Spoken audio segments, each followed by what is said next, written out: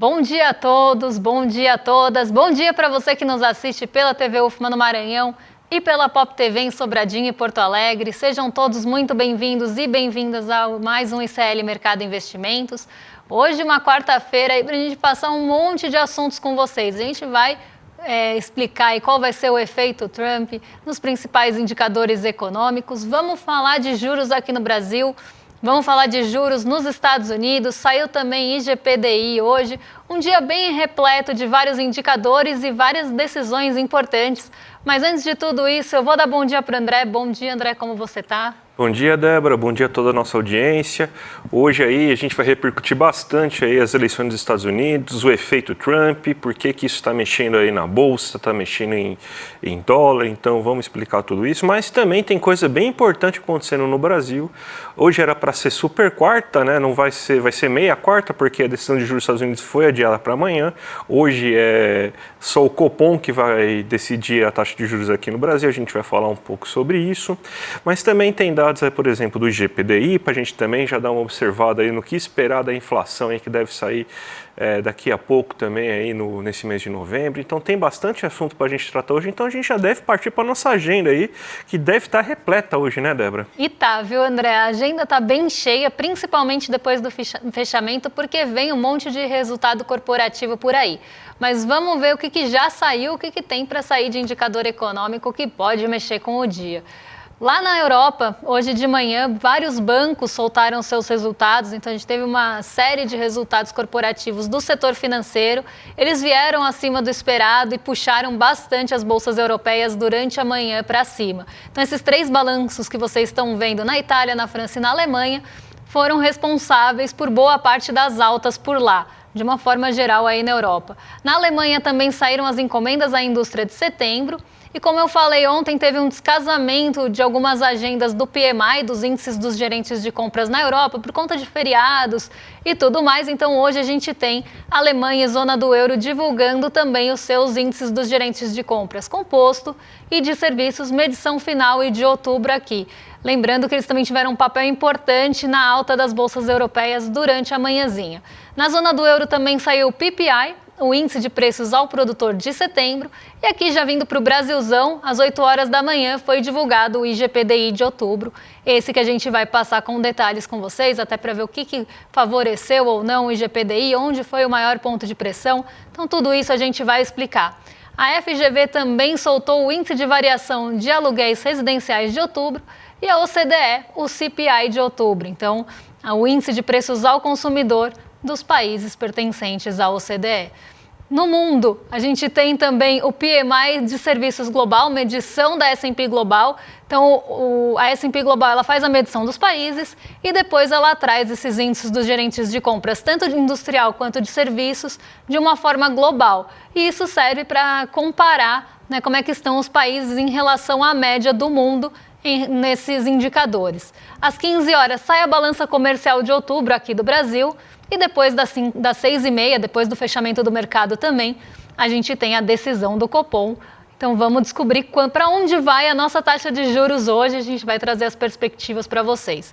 Depois do fechamento, como falei, uma série de indicadores corporativos vem aí. Então os resultados são da Braskem, da Copel, da Eletrobras e segue por mais aí balanças, até se quiserem trocar a agenda aí para o pessoal de casa acompanhar. Tem Minerva, tem Oi, tem Pets, tem Taesa, tem TOTVS, tem Enel na Itália.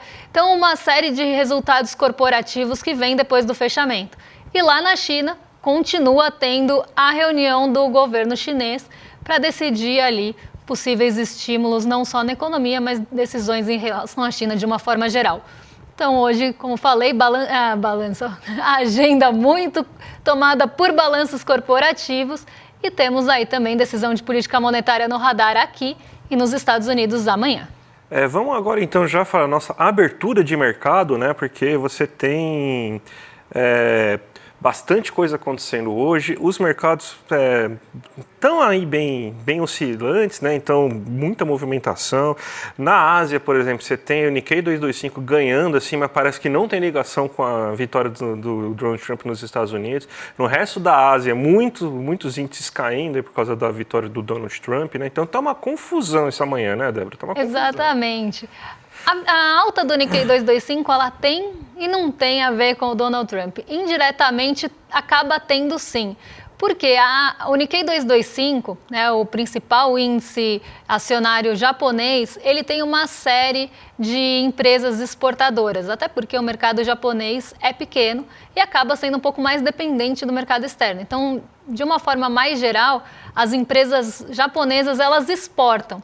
E o que aconteceu durante essa madrugada? Conforme a apuração da eleição dos Estados Unidos ia caminhando, o dólar foi se fortalecendo frente às principais moedas. Tanto que nessa manhã o dólar estava mais forte frente aos pares, frente aos emergentes, só em relação ao peso mexicano durante a manhãzinha. E antes da gente ter até uma noção para onde iria o dólar em relação ao real, o dólar em relação ao peso mexicano estava subindo 2,57%. Então isso já trouxe uma perspectiva do que esperar para a abertura do mercado aqui. Mas lá na Ásia não foi diferente. O dólar se fortaleceu frente às principais moedas. E o que aconteceu com o iene nesse movimento? O iene se desvalorizou. Um dólar mais forte, um iene mais desvalorizado, fez com que as empresas tivessem ali esse benefício. As empresas japonesas, elas são beneficiadas por esse tipo de movimentação cambial por conta da sua natureza exportadora. Então, de certa forma, a eleição dos Estados Unidos acaba sim impulsionando o Nikkei 225. Lá na Ásia, e aí vocês estão vendo na tela, acho que agora apareceu para vocês, Nikkei 225 subiu 2,61%. Na Ásia, de uma forma geral, os indicadores, os principais índices acionários não foram numa direção única, não subiram em bloco junto com o Nikkei 225.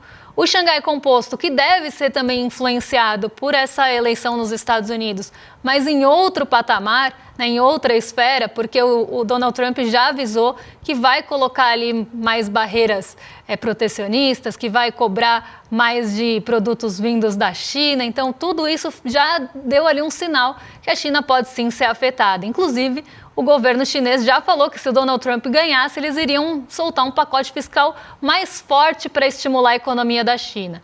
Então, o Xangai Composto ele ficou praticamente andando de lado, muito perto do 0 a 0. Nem ganhou muito, nem perdeu muito. Mas o Nikkei 225 realmente foi o destaque, e esse destaque veio muito ligado aí com a desvalorização do iene. Mas vamos vir aqui para o Brasilzão, porque tem uma série de coisas importantes para a gente contar também, né? Exatamente. Deve ter hoje Copom, né? Não deve ter, não. Vai ter Copom, né? A decisão vai sair depois das 6h30 da tarde.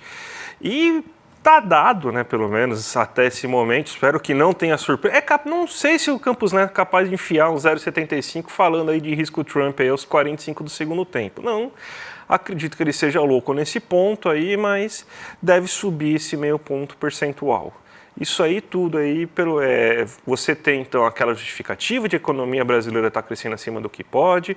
Já cansamos de falar aqui, eu nem aguento mais falar isso, né? Que tem muitos sinais mostrando aí que isso é uma falácia, que você tem então bastante espaço ainda para crescer sem gerar inflação, que a nossa inflação está vindo majoritariamente de pressões de custo, o setor de serviços mesmo não está empregando tanto assim quanto, por exemplo, o setor industrial, então até o emprego que está sendo formado é um emprego de maior produtividade. Isso aí, teoricamente, impacta negativamente na inflação. Quando eu falo negativamente, gera menos inflação do que outro tipo de criação de emprego. Então, você tem um monte de sinais aí mostrando que a inflação é de oferta, que a inflação é resultado de problemas climáticos, tanto que a gente vai falar hoje de GPDI. Você tem, então, problema o quê? Com minério de ferro, com dólar, com bovinos, com alguns alimentos específicos, com energia elétrica. Então, nada disso aí é porque está buscando mais carne de boi, não está procurando mais energia elétrica. Não, é tudo problemas de custo, tudo que foi gerado por questões climáticas. Mas, mesmo assim, a gente só tem um remédio, parece, né? Então, qualquer coisa aí taca juros para ver se melhora, né? O único remédio que o Brasil utiliza aí quando você tem pressões inflacionárias vindas de tudo quanto é canto, então, é o que o Banco Central vai querer fazer. Não acredito em grandes surpresas, né? Mas sempre é dia aí de quando tem reunião de Copom de criticar essa lógica, essa visão de que sempre se utiliza aí de taxa de câmbio, sempre se utiliza aí de juros para conseguir controlar a inflação. Pelo menos a tendência é que depois de você ter esse anúncio de 0,5 pontos percentuais, num dia que o câmbio está tão maluco, está crescendo tanto, você tem então um arrefecimento aí da taxa de câmbio amanhã, com as expectativas mais calmas em relação à eleição dos Estados Unidos, com uma taxa de juros maior aqui no Brasil, que vai fazer com que atraia mais capital estrangeiro. Vai ter decisão aí também amanhã nos Estados Unidos de taxa de juros.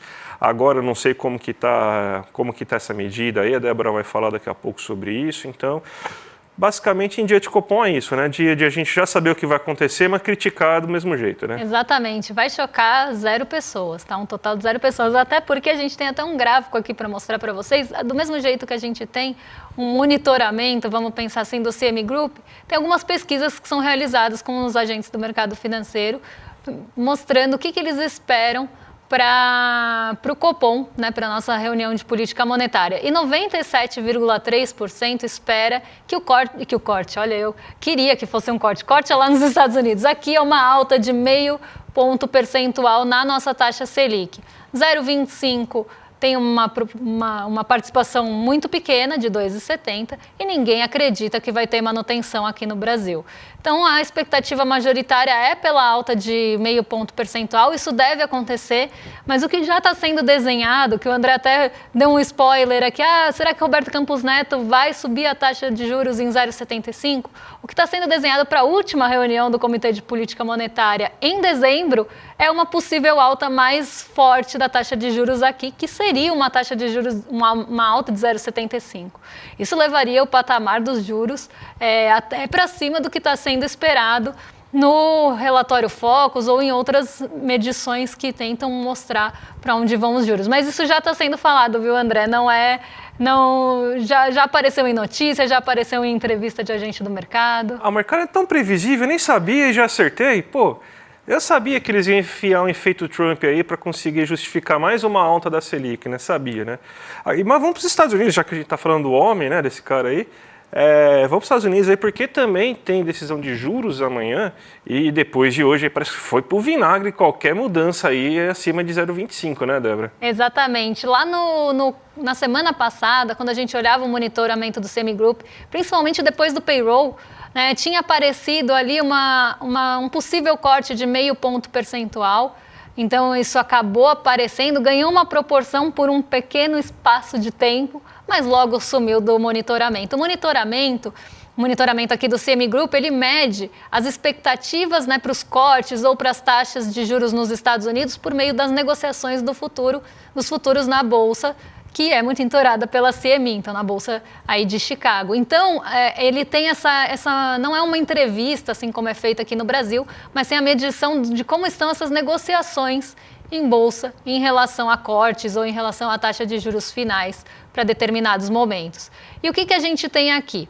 A expectativa majoritária desde o mês passado, então se a gente pega aqui 4 de outubro, é de um corte de 0,25 ponto percentual. A manutenção aparecia com 2,60.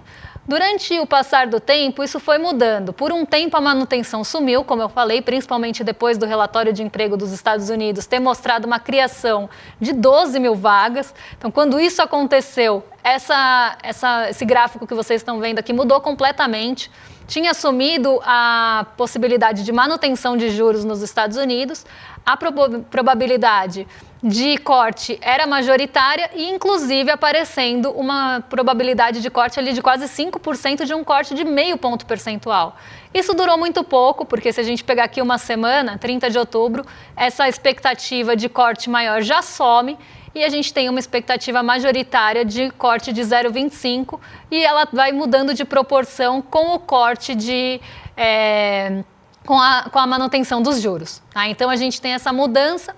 Hoje, a expectativa é de 97,4% de probabilidade de que a gente tenha um corte de 0,25 e a manutenção da taxa atual em 2,60. E a gente vê que durante a semana essa probabilidade foi aumentando. Então, mesmo com essa eleição do Trump, para essa reunião de política monetária ainda não tem mudança, mas já para movimentos futuros da taxa de juros dos Estados Unidos, já começa a ser esperado um corte menor. A gente vai passar boa parte aí antes da abertura de mercado falando justamente desse efeito Trump, mas antes disso, então não vou entrar muito nesse aspecto do futuro, vamos olhar mais para a reunião de amanhã.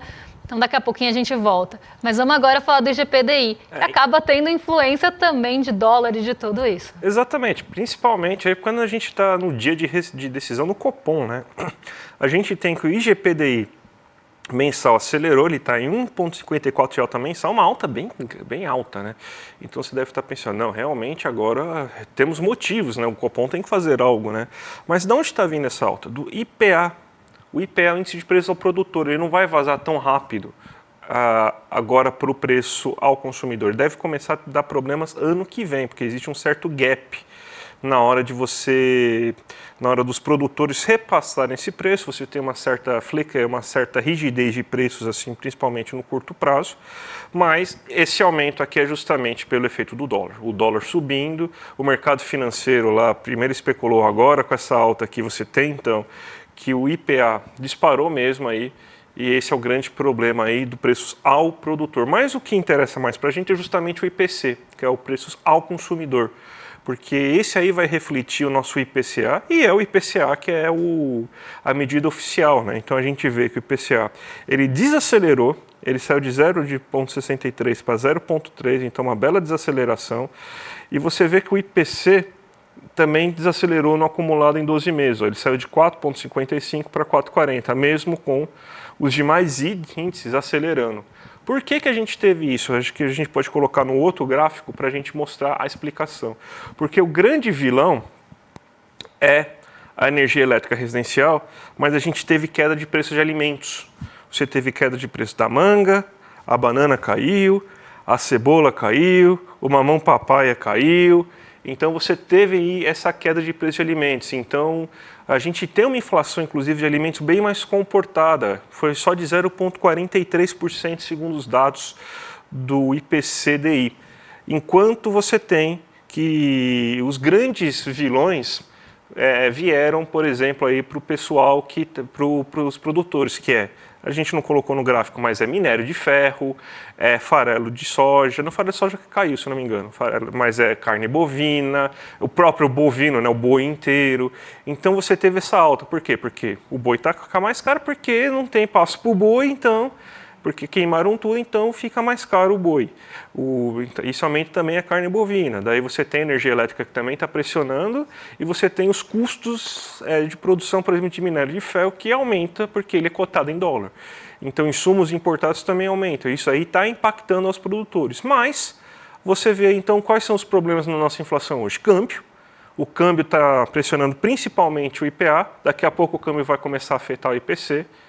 Então é um problema que a gente tem que resolver, mas acredito que só para o próximo ano aí vai começar a ter reflexo, mas é um negócio que a gente já tem que começar a ficar atento, a gente tem que começar a fazer alguma medida. Por exemplo, a gente poderia gastar dinheiro aí, né, reservas internacionais, cresceu 75 bilhões, podia gastar isso aí para tentar controlar o câmbio, né?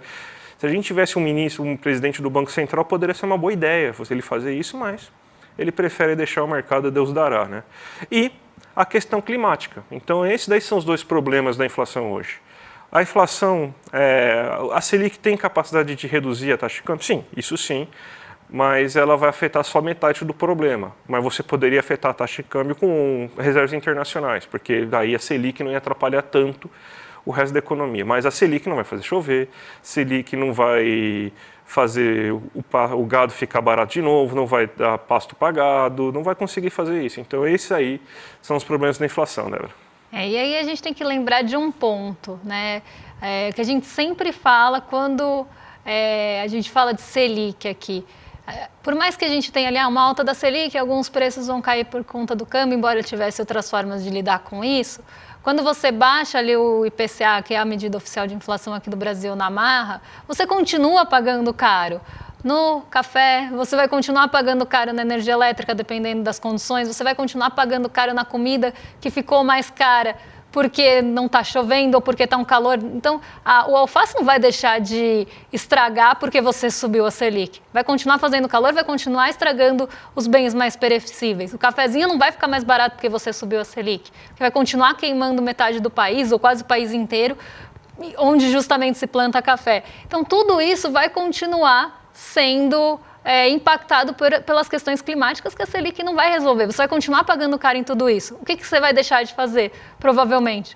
Talvez num aperto ali de renda, então, se aumentar desemprego, cair a atividade econômica, você consuma menos serviços, né? Você que ia cortar o cabelo talvez todo mês, não vá todo mês, porque ali num ajuste de renda, normalmente são os supérfluos que saem primeiro. Não falando que os serviços são supérfluos, mas talvez você não saia com a mesma constância que saía antes, não vá mais a restaurantes com a mesma constância que ia antes. Então você começa a sufocar mesmo uma parte da economia, ao mesmo tempo que vai continuar pagando caro em todo o resto.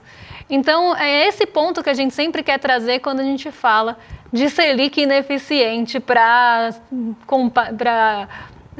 controle inflacionário, principalmente como está nesse ano. Mas vamos falar do Donald Trump agora, porque não tem como falar da abertura de mercado ou de qualquer outro aspecto sem falar sobre isso.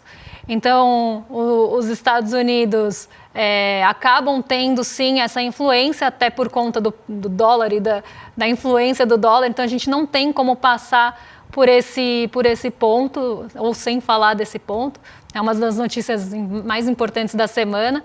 E o que eu queria trazer aqui, né, é que o que a gente pensa mais aqui do lado da economia, né, para inflação, para juros e para dólar, que são os pontos que eu acho que as pessoas mais se preocupam nesse primeiro momento, e é o que o mundo todo está olhando, porque o que se espera com o Donald Trump? E até eu já falei isso em alguns outros momentos, enquanto a gente estava durante a corrida presidencial, com aquela mudança de um vai para a dianteira, outro vai para a dianteira. Então, o mercado ele já tinha ali o que ele esperava, o mundo de uma forma geral, o que esperar do Donald Trump e o que esperar se fosse uma possível vitória de Kamala Harris. E em relação ao Donald Trump, o que se espera é justamente que a inflação ela suba no médio e longo prazo nos Estados Unidos, caso ele cumpra ali o que ele está prometendo. Por quê? Se ele vai deportar os imigrantes e ter essa política contra a imigração nos Estados Unidos, isso pode pressionar a mão de obra por lá. Esse já é um primeiro ponto que está sendo analisado nessa possível vitória. Em outros momentos, ele também teve algumas posições mais protecionistas e falou que vai continuar com essas posições mais protecionistas em relação aos Estados Unidos, colocando barreiras comerciais, aumentando tarifas. Isso também isolaria mais os Estados Unidos de uma certa forma. Então, por mais que você tenha ali uma proteção dos Estados Unidos no curto prazo, isso ao longo prazo também pode trazer efeitos não tão favoráveis ali para alguns aspectos econômicos. Mas não só isso. A mão de obra fica mais cara, você tem aí esse isolamento dos Estados Unidos de uma certa forma e outros pontos que também estão sendo vistos, porque o Donald Trump ele vai ter também a maioria no Senado, tem ali tem essas questões que têm que ser analisadas também e já se espera um corte de juros menor no ano que vem com o Donald Trump na presidência. Então, olha só que independência. Mas já se espera que ele vai causar um corte de juros menor. Por quê? Se espera que a inflação vai aumentar, então as treasuries não vão cair. As treasuries aqui é a forma de dizer só para a gente ter esse termômetro, tá? Mas as taxas de juros lá não vão cair no ritmo que se esperava no ano que vem. E o que acontece se as treasuries ou as taxas de juros lá não caírem da forma que se esperava? Isso vai pressionar o dólar. De uma forma global, tá? Não só em relação aos emergentes. Os emergentes sofrem mais porque entre colocar o dinheiro num país emergente e numa taxa de juros alta nos Estados Unidos, o mercado vai optar a colocar o dinheiro numa taxa de juros alta nos Estados Unidos, porque os Estados Unidos são o porto seguro dos recursos. É uma dívida emitida em dólar, que está ali emitida soberana em dólar. Então, vão buscar esse refúgio lá, sim, se a taxa de juros for maior. Lembrando que o recurso, ele flui para onde for mais seguro e pagar mais. Então, sai dinheiro do mercado emergente e vai buscar refúgio nessas treasuries. Isso faz o quê? Com que pressione o câmbio. Então, nesse primeiro momento, isso já está sendo, inclusive, desenhado. Vai ter mais inflação nos Estados Unidos, eles vão ter que ter um ritmo de corte de juros mais lento, pelo menos essa é a visão do mercado. Com um corte de juros mais lento, você vai pressionar outras moedas, tanto pares de dólar quanto emergentes, que acabam sofrendo numa proporção maior. E por isso eu peguei o peso mexicano como comparação, porque foi uma moeda que teve um comportamento bem parecido com o do Brasil esse ano, e acaba sendo também um país emergente que acaba sofrendo com questões dos Estados Unidos. Então, o que se desenha para os Estados Unidos não é uma melhora que está sendo vista aí, né? Até eu estava assistindo o N1 e eu vi que isso foi muito falado, desse desespero que os estadunidenses estão ali em relação à melhora da economia, mas talvez não tenha esse efeito que eles estão esperando. E vale para uma taxa de juros mais alta, que isso acaba impactando também em custos de crédito por lá. Então, setores mais dependentes de crédito vão sofrer mais. Então, tudo isso precisa ser analisado porque impacta não só os Estados Unidos, mas de uma forma geral. E esses efeitos já estão começando a ser vistos hoje. Eu vou pôr aqui o Giros rapidinho, porque eu não vou ter muito tempo para falar dele, mas eu acho importante.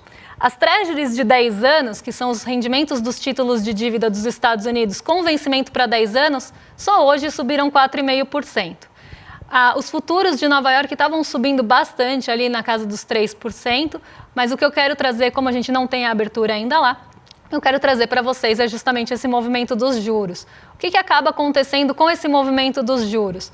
Acaba pressionando os nossos juros futuros aqui no Brasil também. Então, se a gente tem uma possível alta, uma redução mais lenta dos juros nos Estados Unidos, isso vai impactar a expectativa para os juros aqui. E aí é o que a gente estava falando, já começa a aparecer esse efeito na nossa taxa de juros. Então, talvez tenha que aumentar o diferencial de juros para atrair recurso para cá. Então, toda essa narrativa também já está construída. Dólar subindo hoje a patamar de 5,78. A expectativa era até de uma alta mais acelerada do dólar, mas hoje tem Copom também, então acaba pesando ali para os dois lados. Tem toda a expectativa pelo anúncio de cortes de gastos aqui no Brasil. E o mercado agora está pressionando mais por esse corte de gastos, justamente porque está falando, olha, o dólar vai acelerar, isso pode trazer aí uma alta, né, de taxa de juros também no futuro. Então, vamos pressionar o governo para cortar esses gastos logo. É o que está acontecendo, eu já vi várias notícias em relação a isso. Não contamos com o apoio do petróleo hoje e o dólar se fortalece muito frente aos pares, o que é medido pelo DXY. Então, aqui é dólar frente aos pares, ele está se fortalecendo aí 1,78 hoje. Débora, antes da gente ir embora, vamos chamar a nossa audiência aí para fazer parte aí do Empreendedor Mestre. A gente vai ter uma aula inaugural agora da terceira turma aí, desse que é a maior formação de empreendedorismo do Brasil, que é o segredo das vendas e da persuasão. É a aula preferida dos alunos do Empreendedor Mestre aí, que já estão nas turmas anteriores. Todo mundo adora essa aula, todo mundo pede muito para maiores explicações sobre essa aula. Então o Edu decidiu aí fazer essa live aí de graça aí para você entender, para você ver aí o que é o nosso querido Empreendedor Mestre. Quer descobrir? Quer saber aí como funciona o nosso Empreendedor Mestre? Clica aqui no link iclmercado.com.br e já ativa o sininho aí, porque no dia 14 de novembro, às 8 horas da noite, vai ter essa super aula aí que vai ser imperdível. Então vamos entregar agora para os nossos amigos aqui do rolê, né? Exatamente. Agora vocês ficam com o Rolê ICL na sequência, com o William Deluca e o Guga Noblar. A gente volta amanhã para trazer as notícias sobre os juros. Embora a gente já saiba o que vai acontecer, vamos ver para onde o Brasil vai no ranking dos juros reais dessa vez? Será que vai subir mais ainda? Será que vai ficar em segundo lugar? A gente conta para vocês amanhã. Um beijão e até lá, pessoal. Até mais, gente. Tchau, tchau. Você já ouviu falar da jornada do herói? Pois é, ela foi descrita por Joseph Campbell, um dos maiores escritores do nosso tempo, e ela inspirou filmes como Guerra nas Estrelas, Senhor dos Anéis, Indiana Jones, Rocky Balboa e tantos outros que fizeram sucesso de bilheteria enorme. Filmes onde a gente se conecta com o protagonista e parece que nós estamos vivendo aquilo. Pois é, aprender a jornada do herói nos ajuda também em vendas, nos ajuda a persuadir outras pessoas da nossa causa, do nosso produto. Uma aula que vai acontecer ao vivo e online no dia 14 de novembro. O título da aula, Os Segredos da Venda e da Persuasão. Como contar histórias que vendem e convencem. Um abraço e até lá!